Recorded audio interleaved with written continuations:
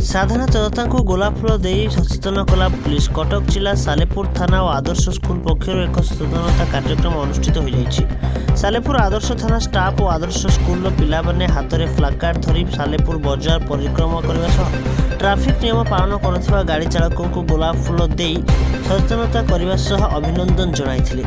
Bureau report, Odisha news.